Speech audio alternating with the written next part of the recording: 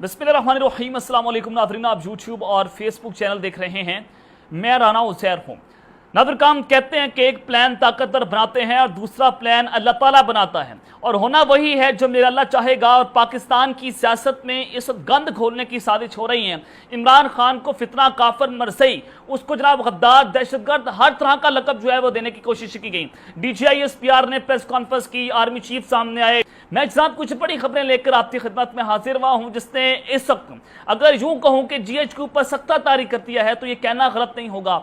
सबसे पहली खबर पर आज हमने बात करनी है कि कप्तान के हुक्म पर पूरी कौम बाहर निकल आई है। और इमरान खान साहब ने आज जुमे के बाद कॉल दी थी। मैंने कुछ वीडियोस आपके सामने रखनी है, और वीडियोस जब मैं आपके सामने चलवाऊंगा तो आपको अंदाजा हो जाएगा कि अब जनाब होने क्या जा रहा है। मुल्क की सियासत का मंजरनामा जो है उसमें एक बहुत बड़ा ट्विस्ट सामने आया है, यानी कि एक बहुत बड़ा धमाका हुआ है, तो ये कहना गलत नहीं होगा। इस हवाले से बड़ी इंपॉर्टेंट डिटेल्स हैं, कुछ सबूत आपके सामने रखूंगा। और फिर जनाब जिससे जनरल आसिम मुनीर जो हैं वो हक्का बक्का रह चुके हैं, जो रिपोर्ट्स मुरतब हो रही हैं इस इदारे के अंदर, और सूरत हाल जो है वो खराबी की जाने बढ़ रही है। दूसरी खबर पर जनाब आज हमने बात करनी है कि चूंकि इमरान खान के खिलाफ तमाम प्रेस कॉन्फ्रेंसेस जो हैं वो फ्लॉप हो गई हैं, अब एक इंतहाई खतरनाक और इंतहाई ताकतवर तरीन शख्सियत की प्रेस कॉन्फ्रेंस की तैयारियां मुकम्मल हो चुकी हैं। वो शख्सियत कौन सी है, क्या प्रेस कॉन्फ्रेंस होने जा रही है, इस क्या मकासद हैं इदारों के, इस हवाले से भी कुछ अंदर की खबर है वो आपके सामने रखूंगा। बमा सबूत और बमा हकाइक स्क्रीन पर आपके सामने चलवानी है। और इमरान खान अगले वज़ीर-ए-आज़म, अहम तरीन प्रोटोकॉल जो है वो उनको मिल चुका है। आज जमान पार्क में एक बहुत इंपॉर्टेंट मुलाकात है, हंगामी मुलाकात है। प्रोटोकॉल मिलने के हवाले से जो खबरें हैं वो भी आपके सामने रखूंगा। लेकिन अगर आपने चैनल को सब्सक्राइब नहीं किया, चैनल को सब्सक्राइब कर लें, बेल आइकन को दबा दें। आने वाली तमाम तरह अपडेट्स आपकी खिदमत में बर वक्त पेश होती रहें। नदरगाम chief justice Lahore high court के हवाले से मैं आपको खबर देना चाहता हूं। अमीर भट्टी साहब जो हैं, चूंकि आप सबको पता है कि वहां पर इमरान खान रियाज साहब का केस लगा हुआ है, और तकरीबन 2 माह हो चुके हैं इमरान खान रियाज का अभी तक पता नहीं चल सका। अभी तक यही चीफ जस्टिस जो है इमरान खान को बाजियाब नहीं करवा सके। आज इन्हीं शख्स ने, आज इन्हीं चीफ जस्टिस ने एक खिताब किया। उन्होंने कहा कि जजिस को किसी के कहने पर फैसले नहीं करने चाहिए। उन्होंने नई भर्ती होने वाले 20 एडिशनल सेशन जजेस और 20 सिविल जजेस की तकरीब से खिताब करते हुए कहा कि जनाब ये रास्ता आसान नहीं है लेकिन मुश्किल भी नहीं है। जो काम आपके काम में मुदाखलत करे उससे नहीं कहना कि सीख लें, ये वो मामलात हैं जिन्हें मुदाखलत नहीं करनी चाहिए। जस्टिस अमीर भट्टी ने मजीद कहा कि अल्लाह की तरफ से आपको दिया गया काम है, आप अल्लाह की रजा से यहाँ है, ये बहुत बड़ा मनसब है और आपको इसकी इज्जत करना होगी। मैं बसद्दे एहतराम इन्हीं चीफ जस्टिस से पूछना चाहता हूँ कि जब आपको आप ये कहते हैं कि जजिस को किसी कहने पर फैसले नहीं करने चाहिए, तो जनाब आप क्यों, आप एक काजी हैं, आपके पास कलम है, आप फैसला कर सकते हैं, आप फैसला साज हैं, आपने क्यों अभी तक ISI को यह हुक्म नहीं जारी किया कि हमें इमरान रियाज यहां पर चाहिए, आज जाइए, सबको तलब कर लूंगा, सेक्टर कमांडर को बुलाऊंगा। आज तक ये चीफ जस्टिस जो है मिसिंग पर्सन के हवाले से इसका ट्रैक रिकॉर्ड ही खराब है। ये आज तक जो है वो झुका रहा, ये घुटनों के बल गिरा रहा, जनाब ताकतवरों के पास जाकर जनाब लंबा लेट जाता था, और आज ये हमें अल्लाह की रजा सिखाता है। अब आप अंदाजा लगाएं कि ये कितने इंटेलेक्चुअल बदयानती लोग हैं जो आपको बज़ाहिर जो हैं वो नेक काम के लिए तलकीन करेंगे, लेकिन अंदर ही अंदर ये लोग जो हैं वो किस तरह से अपने काम के अंदर बदयानती दिखाते हैं। और दूसरी जानिब जनाब 9 मई को फौजी तनसीबात पर हमलों का मामला, इमरान खान का केस फौजी अदालतों में लाने पर गौर। खवातीन और 18 साल से कम अफराद पर फौजी अदालतों में मुकदमा न चलाने का फैसला हुआ है। इमरान खान का केस अदालतों में ही चलाया जाए, बाज़ हुकूमती वज़रा की राय। और जनाब इस सबके अंदर जो जियो न्यूज़ है वो ये बताता है कि अदालतों में समाअत के दौरान मुलजिमान को वकील करने का हक दिया जाएगा, और मुलजिमान के खानदान को हफ्ते में 1 रोज़ मिलने की इजाज़त भी होगी। लेकिन इमरान खान साहब जो हैं उनका केस जो है वो जो फौजी अदालतों को न चलाया जाए। रिपोर्ट में मजीद ये बताया गया कि हुकूमत चाहती है कि वक्त पर इंतखाबात करवा दिए जाएं। असेंबली की मुद्दत पूरी होने से 4 या 5 दिन पहले असेंबली तहलील करने की भी तजवीज़ दी गई है। असेंबली तहलील करने पर इलेक्शन कमीशन को 90 रोज मिल जाएंगे।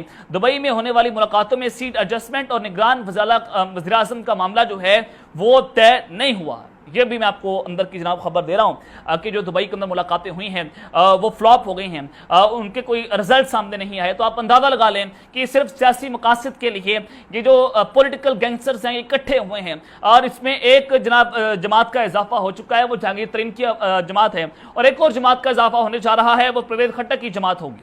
तो ये चीज़ें जो है वो आप सबके सामने हैं। और फिर जनाब आसिफ नदी तारड़ साहब हैं, अब आपने लेवल प्लेइंग फील्ड समझ लिया कि किस तरह से नवाज शरीफ को इस्टेब्लिशमेंट ताकतवर लोग जो हैं वो लेवल प्लेइंग फील्ड दे रहे हैं। वज़ीर कानून आज़म नज़ीर तारड़ ने कहा कि इलेक्शन एक्ट में तरमीम के बाद नवाज शरीफ की ताहियात नाअहली खत्म हो गई है और जहांगीर तरीन इलेक्शन में हिस्सा लेने के अहल हो चुके हैं। और उन्होंने मजीद कहा कि जनाब जो आइन में कहीं भी नाअहली 5 साल से ज्यादा नहीं है। आज के कानून के बाद कोई शख्स ताहियात नाअहल नहीं रह सकता। किसी भी शख्स की नाअहली 5 साल के लिए होगी। आज किसी को लग रहा है कि वो उनकी तरमीम का बेनिफिशरी है तो कल कोई और होगा। और उन्होंने कहा कि कानून बनाना और इसमें तरमीम करना पार्लियामेंट का आईनी इख्तियार है और पार्लियामेंट के अलावा कोई दूसरा ये इख्तियार इस्तेमाल नहीं कर सकता। इत्तेहादी हुकूमत में कोई फैसला मुशावरत के बगैर नहीं होता और नैब तरामीम की तजवीज़ काबीना से पहले इत्तेहादी कायदीन के सामने रखी गई। अब ये इत्तेहादी कायदीन के सामने रखी गई और उससे पहले शहबाज शरीफ साहब के सामने रखी गई नैब तरामीम जो हैं, और वो सिफारिशात जो हैं वो किसने रखी? वो आर्मी चीफ साहब ने रखी। मैंने अपने पिछले व्लॉग में आपको बताया। तो ये सारी चीजें जो है वो चलती चली जा रही हैं। और फिर जनाब जो जिनाह हाउस हमला केस है, उमर सरफराज चीमा की अहलिया को गिरफ्तार कर लिया गया था। फिस्तायत जो है वो अपने अरूज के ऊपर है और ये गुस्से की आग जो है इदारे के अंदर भड़क रही है। तो आज जनाब उनकी अहलियत की जमानत जो है वो मंजूर हो चुकी है। इंसदाद दहशतगर्दी की अदालत ने जिनाह हाउस हमला केस में 21 कारकुनों की जमानत मंजूर कर ली है और 15 खवातीन जो है वो इसके अंदर शामिल हैं। लेकिन जनाब अनफॉर्चुनेटली जो सलाम जावेद खान, तैयब राजा और इनकी रिहाई जो है वो मुमकिन नहीं हो पाई है क्योंकि जनाब मरियम नवाज का जो है वो डंडा है। तो ये सारी चीजें जो है वो जनाब चलती चली जा रही हैं और ये एक जानिब तो हालात जो हैं वो गंभीर हैं। पाकिस्तान की सूरत हाल ख़राब है, माशी सूरत हाल ख़राब है। इदारे का सबसे बड़ा मकसद है, सबसे बड़ा टारगेट है इमरान खान साहब को जो है वो रास्ते से हटाना है।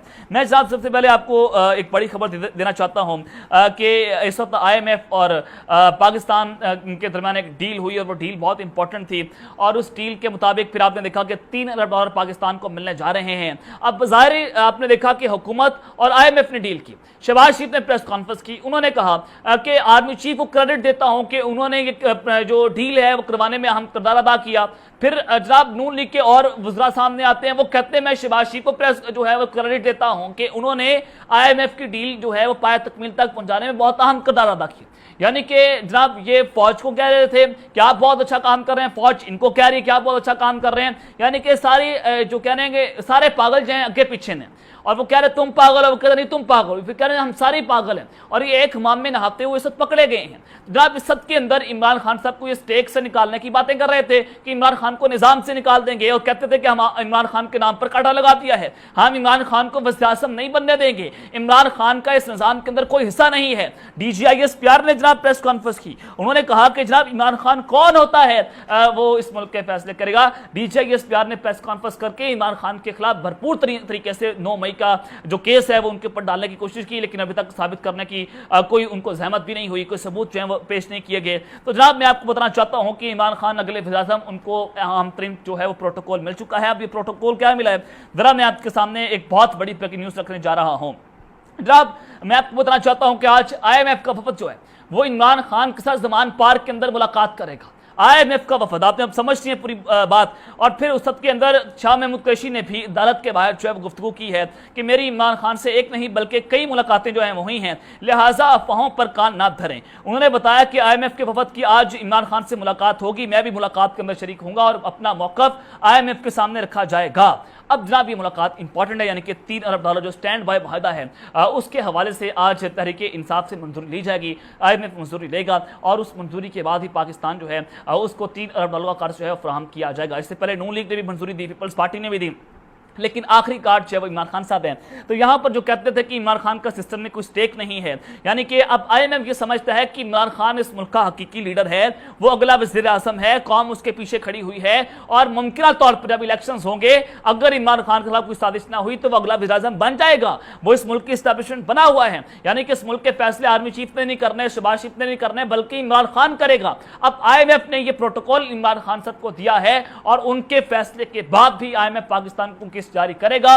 तो इस सारी सूरत हाल ने इस GHQ पर सख्त तारी कर दिया है। इस सारी सूरत हाल ने जनाब PDM के गुब्बारे से हवा निकालती है और वैसे इनकी पतलूनें जो है वो भी गिली हो चुकी हैं। तो ये इस वक्त बड़ी इंपॉर्टेंट खबर है कि IMF की मुलाकात होगी आज उनकी वफद की इमरान खान साहब के साथ, लेकिन उस सब के अंदर कप्तान के हुक्म पर जहां पूरी कौम जो है वो बाहर निकली है और इसने जनरल आसिफ मुनीर को हक्का बक्का करके रख दिया है और सूरत हाल जो है वो अचानक से तब्दील हुई है। पाकिस्तान के सियासी मंजरनामे में 9 मई के बाद जो सूरत हाल है वो तब्दील होना शुरू हो चुकी है। सबके सामने है कि 9 मई के वाकया हुआ और कहा गया, पूरी कौम को डरा दिया गया, लोगों के घरों पर छापे मारे गए, खवातीन को हिरासा किया गया, जेलों के अंदर डाला गया।